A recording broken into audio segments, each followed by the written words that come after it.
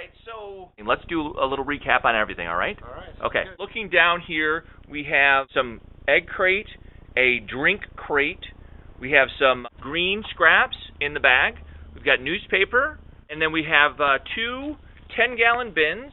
One bin has holes in it, and see, as we've done here, we have holes on the sides as well as in the bottom of it, and the sides, why don't we put it inside there? And so as you can see, we actually have holes, and the holes are for the airflow, so that the worms can get a good airflow because they need oxygen too, like any living thing. Okay, good. We want to shred some newspaper to make the bedding. There's a lot of national newspapers. They actually use a soy ink in the newspaper, so it actually is really nice for worms. We want it to get moist, not wet, puddles and such, but moist, okay? So if you would, let's sprinkle some water on this. We don't want puddles, okay? So we want it to be moist because worms are all about the moisture. Yeah, it's all about the moisture. Right. And I think that's pretty nice. That's a nice little bed, okay? Okay, so pull out all the food scraps, right? And go ahead and put it over the top of the newspaper, shredded newspaper. Nice. Okay. We put the scraps on the newspaper. Oh, you know what? We probably don't want the orange. Oh, the citrus. So let's take that out. Because, again, the worms aren't very favorable to citrus. Okay? So let's go ahead and break it up a little bit into pieces. You know, they like a challenge, because I'm going to be giving you some Yapo worms. So they are used to eating different size clippings. Okay? There you go. Get that all over the place. Okay. So this is a little portable worm bin that I use, and we can see the difference in size. See this large one, and here's a smaller one here. So you can see what you're kind of striving for. And so we lift it up, and we see the worm there. And we want to, oh, look at that. We got a lot of worms here. So let's go ahead and throw some worms in there. How about that? Oh, and let's get some more worms, and we'll throw them. And now, do you see all the black stuff? Yes. The black stuff is actually castings that they have already produced. Okay? But we're going to go ahead and just give you a whole bunch of worms. These worms are not your typical earthworm. These are actually called red wiggler worms. Red wiggler worms are notorious for eating over 10 times their body weight on a daily basis. My smaller worm bin, it can take about 20 pounds of food scraps a week, build it up to it. And Tommy's, the 10-gallon, bigger, 30, 40, maybe even pushing 50 pounds on some weeks, could probably withstand it. But that's when all the worms are populated in the environment, which should take about 6 to 8 months will be about the timeline that, Tommy, you should finally see castings and all the good stuff. So don't be afraid to put scraps into your bin. Yeah, but where did you get these worms? Oh, that's a great question, Tommy. You just can't dig them out of the earth like you were saying. I mean, you can, but... Oh, no, Tommy. Actually, you can't get worms out of your ground and put it in the worm bin. Right. The reason why the red wiggler worm devours, like ferocious eater, and it eats up to 10 times its body weight.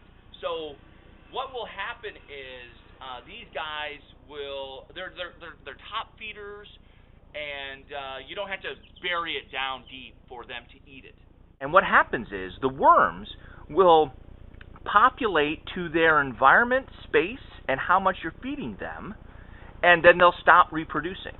So I'm very comfortable giving you worms because what my worms will do now, since they've lost worms, is they're going to start hugging, and they're going to make little baby worms. So where do we get red wiggler worms? Well, for me, here in San Diego, City Farmer on Home Avenue, just east of the 805, great place for picking up some worms, red wiggler worms. But you can look online. Now, the red wiggler worm, it's really a hardy organism.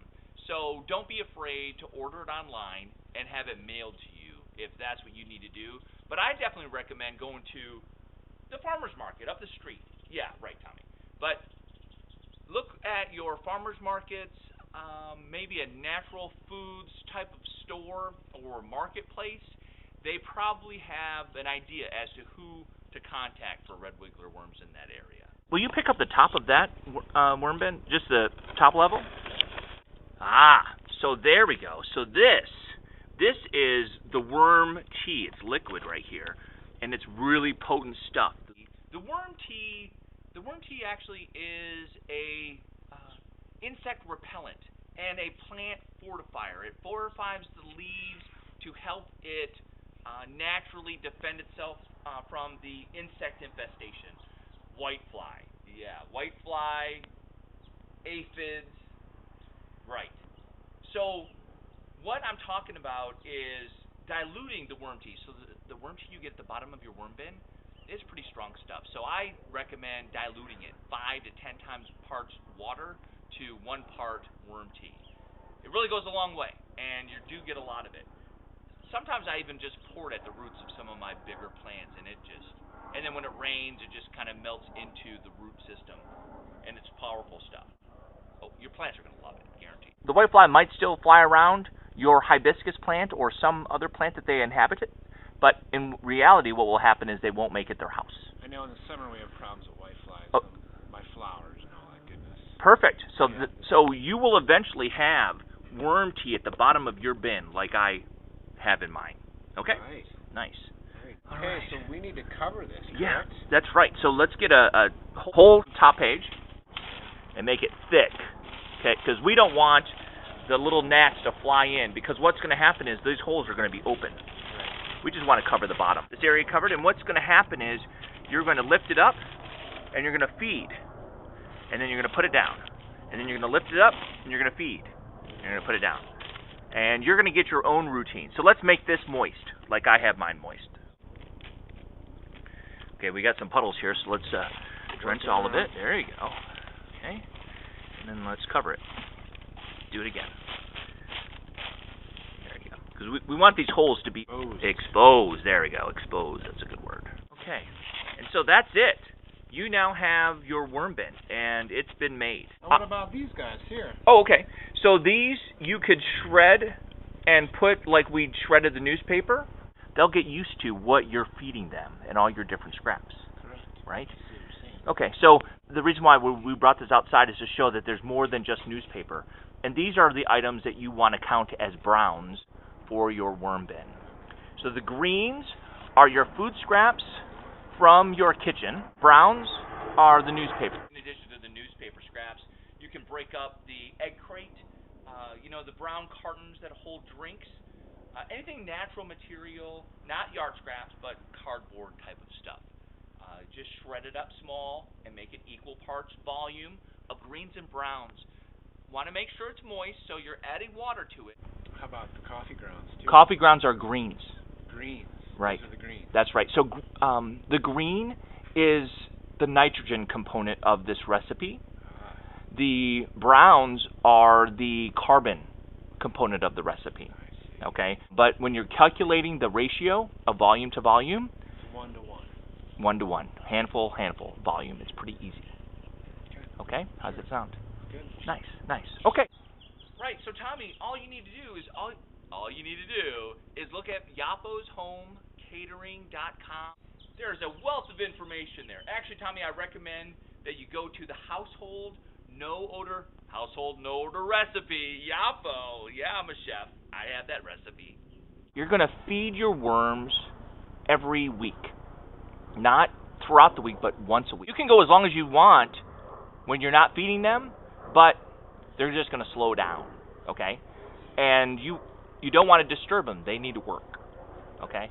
So the next time you open this up, there's definitely not going to be any food scraps in there. That's all going to be. I really want you to do a video diary, if you would, on a weekly basis when you're feeding them, to kind of show what you're putting in, so we can kind of keep track and see the evolution of your big worm bin. Yeah. How does that sound? Good. Nice. No more look into it until next week about this time.